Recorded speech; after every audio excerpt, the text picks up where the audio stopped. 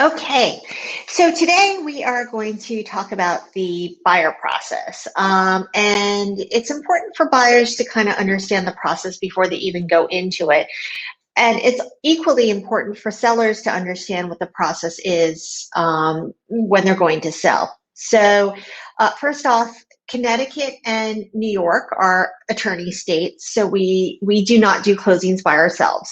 We will be, if you talk to other agents from other parts of the country, they will say, "Oh, we write the contracts, we do everything." They have an escrow company. We do not do that. We let the attorneys handle it. So you take out a buyer, they go see some homes, they find a house that they love, and then you start negotiating. You put in the offer to the listing agent. The listing agent goes back to their owner, you negotiate back and forth, you come to an accepted offer. After you have an accepted offer, now with the offer, there are certain terms. There is going to be what the purchase price is, what the closing date is, as well as what their financing terms are going to be. So the financing terms could be, no financing. And so it could be cash. They could be paying fully in cash. And that is different than no mortgage contingency. No mortgage contingency means that they are not going for that the contract is not contingent on them getting a mortgage. So what does that mean? That means that I'll say I go into contract with Mr. Seller for $1 million. If I get, say, $800,000 financing and the bank denies me for whatever reason, that I'm in contract to come up with that $1 million. So if I don't get the financing from the bank, I have to come up with the money. Otherwise, I default on my down payment. The down payment in our area is typically 10%. So,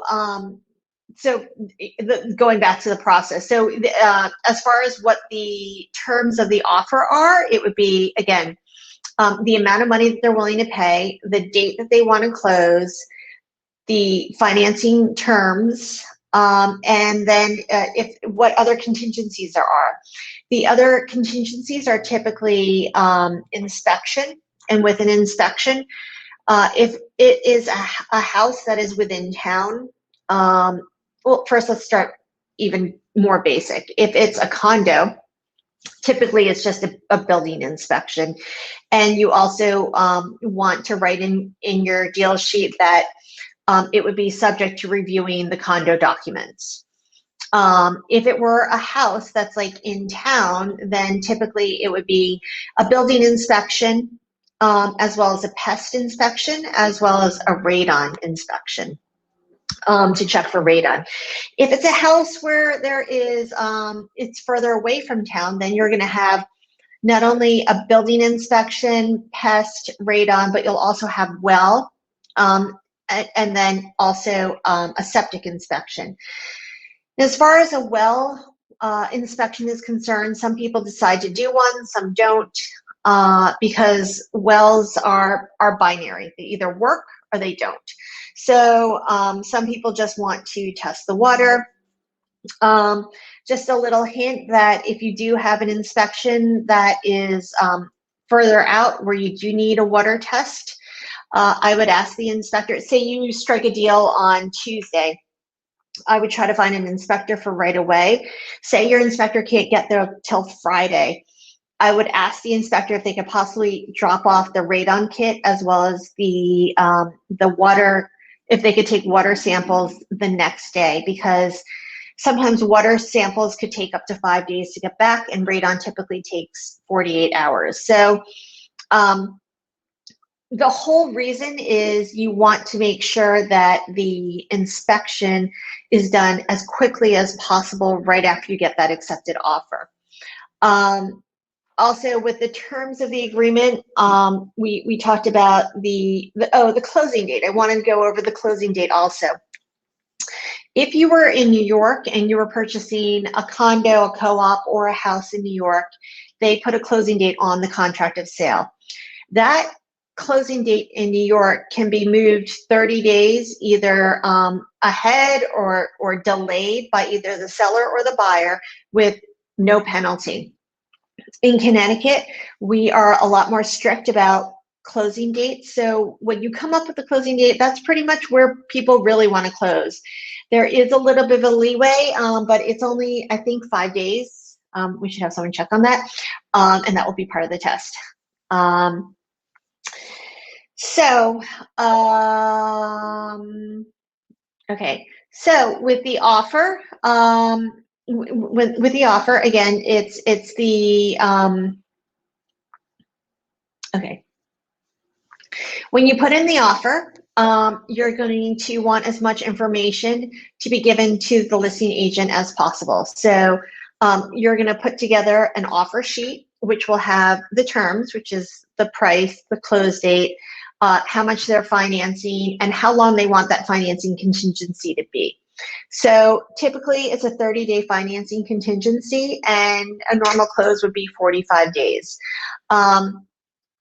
What the contingency means is that the buyer has up until 30 days to make sure that they get their mortgage, and say they don't get their mortgage for whatever reason within that 30 days, then they can go back to Mr. Seller and say, hey, listen, it's not going to work out. I didn't realize that I needed to have a job in order to get a mortgage. And they would get their 10% deposit back. So going back to the buyer process. So after you get to an accepted offer, then you would do all your inspections, and you want to do them as soon as possible. Whenever we get an accepted offer, we try to get the inspection the very next day. Why is that? Because even though you have an accepted offer, the seller is not obligated to sell it to you. An accepted offer basically means nothing. It's basically a verbal agreement. It could be written in a deal sheet, but nothing is signed. We do not do binders in Connecticut. So what is I'm sorry, we do not do binders in, okay. We do not do binders in Greenwich. So what is a binder? They do binders in other parts of the country. And a binder basically protects the buyer. So it's not in the best interest of sellers, which is why we just don't do them in Greenwich. They used to do them many years ago, but we don't do them anymore.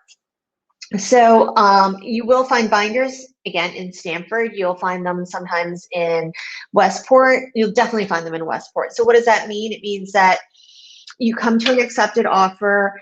The buyer will put, this is for binder, the buyer will put a 1% check down, and in the binder will be the contingency terms. Say they are going to do their building inspections, or they're going to, they have time to research things.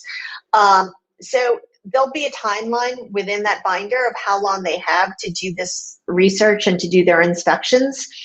And in the meantime, so it's signed by the buyer with a 1% check, and then the seller signs it as well.